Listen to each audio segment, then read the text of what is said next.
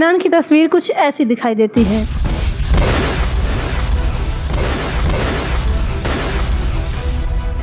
पर आप जिसे देख रहे हैं वो कोई और नहीं, हिजबुल्लाह का चीफ नसरल्लाह है। ये कोई संत महात्मा नहीं है, बल्कि ये आतंकवादी संगठन का एक प्रमुख है। इजरायली मिलिट्री को द्वारा यह दावा किया गया था कि हसन नसरल्लाह को मार दिया गया है और हिजबुल्लाह के कई कमांडर्स को भी मार दिया गया है। हिजबुल्लाह के पास अपनी कोई सेना नहीं थी। अप्रैल 1983 में लेबनान में अमेरिकी दूतावास पर बम धमाका हुआ था। कई लोकेशन पर भी हमला हुआ। इस बीच बेरूत में अमेरिका के मैरीन बैरक और फ्रांसीसी सैन्य अड्डों पर भी हमले हुए और हमलों की वजह से इजरायली सेना 1985 तक साउथ लेबनान के ज़्यादातर हिस्से से पीछे हट गई। आतंकवादी संगठन का प्रमुख नसरल्लाह की मौत हुई। वहाँ हमारे कश्मीर में मातम अलग ही लेवल पर है। और कल वो चुनावी प्रचार नहीं करेंगी। हम तो वैसे भी इजराइल की तरफ से जो लगातार पिछले 1 साल से बमबारी और ताकत का इस्तेमाल हो रहा है, हमने तो उसकी मुखालफत की है। अब चलिए थोड़ा सुनते हैं कश्मीरी लोगों का भी। मैं लेबनानियंस को हौसला देना चाहूंगी। सैनियत जिंदाबाद, सैनियत जिंदाबाद। वो जो शहीद होते हैं उनको खुदा से रिज़्क मिलती है और वो जिंदा होते हैं।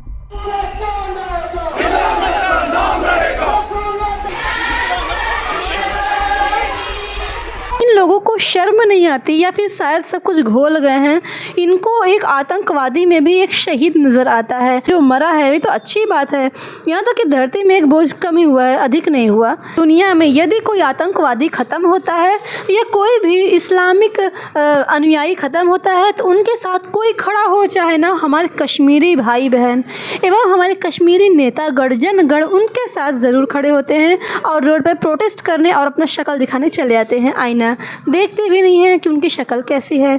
और यदि इतना ही हौसला है तो कृपया करके लेबनान में जाएं और वहाँ युद्ध करें। नमस्कार दोस्तों, आप देख रहे हैं भारत की बात। इस समय लेबनान की तस्वीर कुछ ऐसी दिखाई देती है।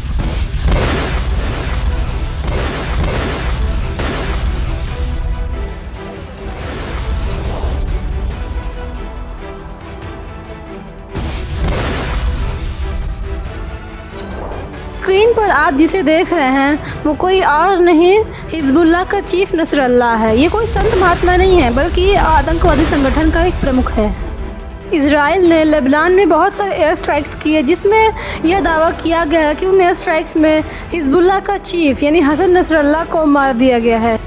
आपको बता दें, इजराइल और लेबनान के बीच युद्ध की स्थिति 8 अक्टूबर 2023 से शुरू हो गई थी, जब हिजबुल्लाह ने इजरायली ठिकानों पर कई सारे गोले दागे थे। यह हमला हमास की साइड से किया गया था, जो 7 अक्टूबर 2023 को हुआ था।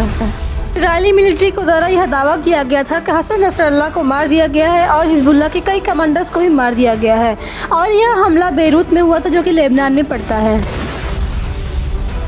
यह एयर स्ट्राइक लेबनान में हिजबुल्लाह के हेडक्वार्टर्स में की गई थी, जहां पर हिजबुल्लाह शायद मौजूद था।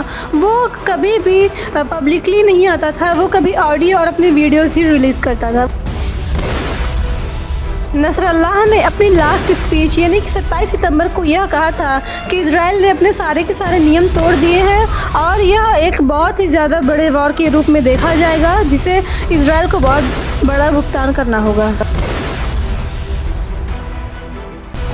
इस हमले में इजराइल ने लेबनान में कई सारे एयर स्ट्राइक्स किए और इससे पहले हमास और हिजबुल्लाह की तरफ से भी इजराइल में बहुत सारे अटैक्स किए गए थे, जिसकी बात शायद ही कोई मुस्लिम नेता या फिर मुस्लिम लीडर करता होगा। वो यही कहते हैं कि लेबनान में गलत हो रहा है, पर कभी इजराइल की भी बात होनी चाहिए। आपको बता दें कि इस एयर स्ट्राइक में पिछले हफ्ते 700 से ज़्यादा लोगों की मौत हो चुकी है। बात करें लेबनान की, तो लेबनान एक मुस्लिम बहुल देश है, जहां पर 60% से अधिक मुस्लिम रहते हैं और 40% के करीब वहां पर ईसाई और अन्य धर्म रहते हैं। आपको बता दें कि लेबनान एक छोटा सा देश है जो कि पश्चिमी एशिया में पड़ता है और इसके उत्तर पूर्व में सीमाएं लगती हैं, जो कि सीरिया और इजराइल की हैं। और लेबनान की राजधानी है बेरूत, जहां पर 28 सितंबर को एयर स्ट्राइक्स हुई थी और उस एयर स्ट्राइक में नसरल्लाह की मौत भी। अब बात करते हैं नसरल्लाह की कि नसरल्लाह कौन था और वो इतना बड़ा आतंकवादी संगठन का प्रमुख कैसे बना। आपको बता दें कि हसन नसरल्लाह का जन्म 31 अगस्त 1960 को एक गरीब शिया मुस्लिम परिवार में हुआ था। वह 9 भाई बहनों में से सबसे बड़ा था। उसके पिता लेबनान की राजधानी बेरूत में शार शाबूक इलाके में रहते थे। वे फल सब्जी बेचकर परिवार का गुजर बसर करते थे। नसरल्लाह की शुरुआती पढ़ाई बेरूत में एक ईसाई इलाके में हुई। वह बचपन से ही धार्मिक चीज़ों में दिलचस्पी लेता था। वह ईरान के इमाम सैयद मूसा सदर से बहुत प्रभावित था। सदर ने 1974 में लेबनान के शिया समुदाय को ताकतवर बनाने के लिए एक आंदोलन शुरू किया। लेबनान में इसे अमल नाम से जाना गया। दरअसल बात यह है कि साल 1974 आते आते लेबनान में गृह युद्ध छिड़ गया था। शिया सुन्नी और ईसाई सत्ता में हिस्सेदारी के लिए आपस में लड़ने लगे थे। ऐसे में अमल को शियाओं के अधिकारों की अगुवाई करने के लिए जाना गया। 15 वर्ष की आयु से ही इजराइल से इसका लड़ना शुरू हो गया। लेबनान में गृह युद्ध छिड़ने के बाद सदर ने दक्षिणी लेबनान को इजराइल की घुसपैठ से बचाने के लिए अमल को आर्म्ड विंग की शुरुआत की। तब 15 साल की नसरल्लाह ने भी अमल ज्वाइन कर लिया। जब गृह युद्ध उग्र हुआ तो नसरल्लाह का परिवार अपने पैतृक गांव बजौरी चला गया। यहाँ पर नसरल्लाह को कुछ लोगों ने आगे पढ़ने की सलाह दी थी। इसके बाद 1976 में वह इस्लाम की पढ़ाई करने के लिए इराक के नजफ शहर चला गया।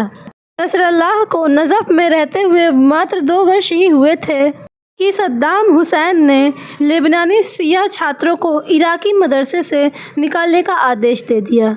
हसन नसरल्लाह ने बाद में तेहरान में ईरान के उस समय के नेताओं से मुलाकात की और खुमैनी ने उसे लेबनान में अपना प्रतिनिधि बना दिया। इसके बाद मुसावी और नसरल्लाह ने 1982 में हिजबुल्लाह का गठन किया। तब नसरल्लाह की उम्र मात्र 22 वर्ष ही थी। इस संगठन को ईरान का समर्थन था। बीबीसी के मुताबिक ईरान ने अपने 1500 इस्लामिक रिवॉल्यूशनरी गार्ड लेबनान भेजे थे।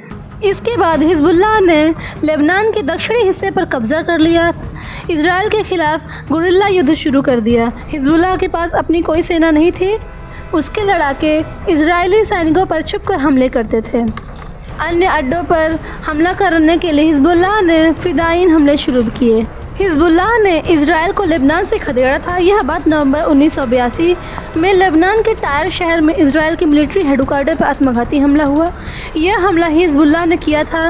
इसमें 75 इजरायली और 20 अन्य की मौत हुई थी, जिनमें से ज़्यादातर कैदी थे। हिजबुल्लाह यहीं नहीं रुका। अप्रैल 1983 में लेबनान में अमेरिकी दूतावास पर बम धमाका हुआ था। इसमें 17 अमेरिकी और 30 लेबनानी नागरिकों की मौत हो गई थी। अमेरिकी दूतावास को शिफ्ट किया गया और करीब 1 साल बाद इसकी नई लोकेशन पर भी हमला हुआ। इस बीच बेरूत में अमेरिका के मैरीन बैरक और फ्रांसीसी सैन्य अड्डों पर भी हमले हुए, जिनमें करीब 300 से ज़्यादा सैनिक मारे गए। हिजबुल्लाह ने हमलों की जिम्मेदारी नहीं ली, लेकिन उसने इनका समर्थन किया। लगातार हमलों की वजह से इजरायली सेना 1985 तक साउथ लेबनान के ज़्यादातर हिस्से से पीछे हट गई। हालांकि उसने सीमा के पास का इलाकों पर कब्जा बनाए रखा। हिजबुल्लाह ने लेबनान में सिक्योरिटी जोन बनाने के नाम पर इजरायली ठिकानों पर हमला जारी रखा। उसी साल लेबनान में शिया ग्रुप के लड़ाके सैन डियागो जा रही TWA फ्लाइट 847 को हाईजैक कर बेरूत ले आया गया। इसी दौरान एक यात्री को मार दिया गया, जबकि बाकी 152 लोगों की रिहाई के बदले इजराइल को 700 लेबनानी फिलिस्तीनी कैदियों को आज़ाद करना पड़ा था। हिजबुल्लाह ने एक बार फिर प्लेन हाईजैक की जिम्मेदारी नहीं ली, लेकिन उसने इसका भी समर्थन किया था। लगातार हमलों की वजह से इजरायली सेना को 1985 तक साउथ लेबनान के ज़्यादातर हिस्सों से पीछे हटना पड़ा था। नसरल्लाह इस वक्त हिजबुल्लाह में नंबर 2 की पोजीशन पर था। फरवरी 1992 में इजराइल के हवाई हमले में हिजबुल्लाह के चीफ मुसावी की मौत हो गई। इसके बाद नसरल्लाह ने हिजबुल्लाह की कमान संभाली। नसरल्लाह की लीडरशिप में हिजबुल्लाह ने लंबी दूरी तक हमले करने वाले माहिर रॉकेट हासिल किए, जिससे इजराइल पर हमला करना आसान हो गया। नसरल्लाह के हिजबुल्लाह की कमान संभालने तक लेबनान में गृह युद्ध खत्म हो चुका था। इसी साल नसरल्लाह के नेतृत्व में हिजबुल्लाह ने पहली बार संसदीय चुनाव लड़ा और 12 सीटें जीती थीं। नसरल्लाह ने लेबनान की राजनीति में अपने पैर जमाने के लिए देश में हिजबुल्लाह की छवि बनाने का काम शुरू कर दिया। उसे देश के सबसे बड़े शिया समुदाय का समर्थन मिला। नसरल्लाह ने हिजबुल्लाह के नाम पर सामाजिक कल्याण से जुड़े ऐसे काम किए जिसे लेबनान की सरकार नहीं कर पाई थी। नसरल्लाह की लीडरशिप में हिजबुल्लाह ने इजराइल को कड़ी टक्कर दी। मई 2000 में इजराइल को दक्षिणी लेबनान से हटने पर मजबूर होना पड़ा। 2002 में हसन नसरल्लाह ने इजराइल के साथ वार्ता के दौरान कैदियों की अदला बदली का समझौता किया। इस दौरान 400 से ज़्यादा फ़िलिस्तीनी, लेबनानी कैदियों और दूसरे अरब देशों नागरिकों को रिहाई मिली। जुलाई 2006 में हिजबुल्लाह ने मुठभेड़ के दौरान इजराइल के 2 सैनिकों को बंधक बना लिया। अब एक बार फिर इजराइल ने लेबनान पर हमला कर दिया। 33 दिन तक चली इस जंग में हिजबुल्लाह लेबनान की सबसे मजबूत मिलिट्री फोर्स बनकर उभरा, जो देश के नागरिकों की रक्षा करता था। हालांकि वह इजराइल के रडार पर आ गया। इसके चलते उसने सार्वजनिक जगहों पर भाषण देना बेहद कम कर दिया। अमेरिका ने 1997 में इसे आतंकी संगठन घोषित किया था। इसके बाद से हिजबुल्लाह को 60 से ज़्यादा देश आतंकी संगठन घोषित कर चुके हैं। अमेरिका और पश्चिमी देश हिजबुल्लाह को मिडिल ईस्ट में सबसे बड़ा खतरा मानते हैं। हिजबुल्लाह दुनिया में सबसे ज़्यादा सैनिक रखने वाला संगठन है। साल 1978 में नसरल्लाह की शादी फातिमा यासीन से हुई। उसके 4 बेटे और 1 बेटी है। इनमें से 2 मारे जा चुके हैं। उनका सबसे बड़ा बेटा हादी नसरल्लाह हिजबुल्लाह का मेंबर था, जो 1997 में मारा गया था। इजरायली सैनिकों के साथ मुठभेड़ के दौरान हादी मारा गया और उसी साल उसकी शादी भी हुई थी। नसरल्लाह का दूसरा बेटा मोहम्मद जवान हसन भी हिजबुल्लाह का मेंबर है। अमेरिका ने 2018 में उसे इंटरनेशनल टेररिस्ट घोषित किया था। इजरायली हमले में मारे गए हिजबुल्लाह चीफ हसन नसरल्लाह की डेड बॉडी मिल गई है। मेडिकल और सुरक्षा टीमों ने नसरल्लाह के शव को हमले वाली जगह से बरामद किया। समाचार एजेंसी रॉयटर्स के मुताबिक नसरल्लाह के शरीर पर हमले के सीधे निशान नहीं हैं। उसकी मौत के पीछे तेज़ धमाके और ट्रॉमा की वजह से माना जा रहा है। नसरल्लाह की मौत शुक्रवार रात 9:30 बजे इजराइल के एयर स्ट्राइक्स के दौरान हुई थी। इजरायली सेना ने राजधानी बेरूत में हिजबुल्लाह के हेडक्वार्टर पर 80 टन बम से हमला किया था। इस हमले में 20 घंटे बाद हिजबुल्लाह ने शनिवार शाम 5 बजे नसरल्लाह की मौत की पुष्टि की थी। इसी संडे को इजराइल ने लेबनान से सटी सीमा पर टैंक तैनात कर दिए। अल जजीरा ने इनकी तस्वीरें भी जारी की थी। वहीं अमेरिका की रक्षा मंत्रालय ने कहा है उसे नसरल्लाह पर हमले के बारे में पता था। इजराइल ने ऑपरेशन के लिए लड़ाकू विमानों को उड़ान भरने के लिए उसी से जानकारी दी थी।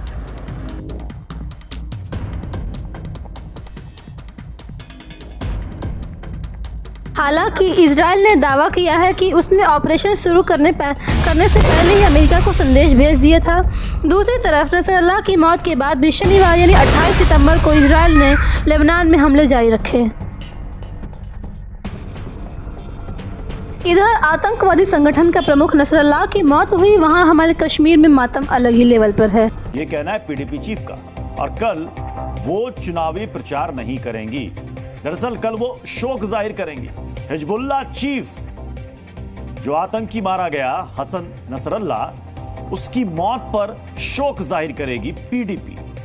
और महबूबा मुफ्ती कल चुनाव प्रचार नहीं करेंगी।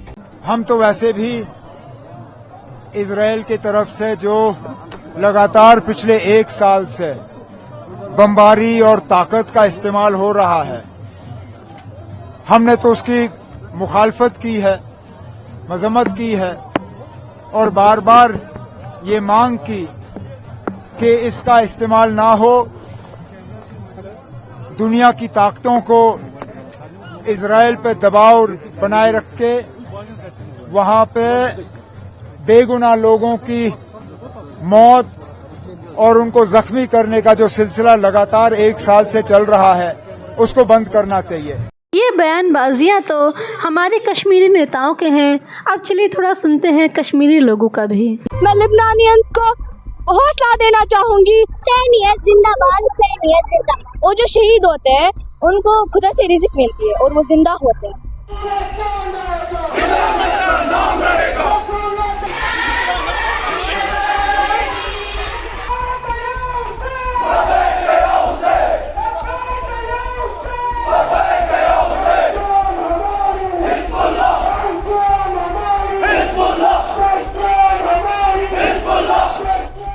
आपने एक हिजबुल्लाह चीफ को मारा है, हर घर से हिजबुल्लाह निकलेगा। I am talking to the Israel, the chief minister of Israel. मैं हर उस इंसान से बात कर रही हूँ जो फलस्तीन के खिलाफ है। मैं लेबनानियंस को हौसला देना चाहूंगी कि वो बिल्कुल भी फिक्र ना करे, क्योंकि हम उनके साथ हैं। जो शिया कम्युनिटी उनके साथ है, हम उनका साथ कभी नहीं छोड़ेंगे, कभी भी नहीं। आपको पता नहीं है कि आपने किसको शहीद किया है। अब हर घर से इसराइल निकलेगा, अब हर घर से लेबनानिया निकलेगा, हर घर से हिजबुल्लाह निकलेगा। हिजबुल्लाह जिंदाबाद। और हाँ, जो हम इसीलिए जमा हुए यहाँ क्योंकि लेबनान में हिजबुल्लाह के कमांडर सईद हसन नसरुल्लाह शहीद हो गए। असली हम शहादत वादा से नहीं डरते, बल्कि शहादत ही हमारा ईमान है। और जो शहीद होते हैं उनको खुदा से रिज़्क़ मिलती है और वो जिंदा होते हैं। और ना हम पीछे हटने वालों में से हैं और ना डरने वालों में से, बल्कि हम डट कर मुकाबला करने वालों में से और मजलूमों की हिमायत करने वालों में। इन लोगों को शर्म नहीं आती, या फिर शायद सब कुछ घोल गए हैं। इनको एक आतंकवादी में भी एक शहीद नज़र आता है, एक इंसान नहीं नज़र आता कि वो व्यक्ति जिसने इतने सारे लोगों की जान ली है आज वो मरा है। ये तो अच्छी बात है, यहाँ तक कि धरती में एक बोझ कम ही हुआ है, अधिक नहीं हुआ।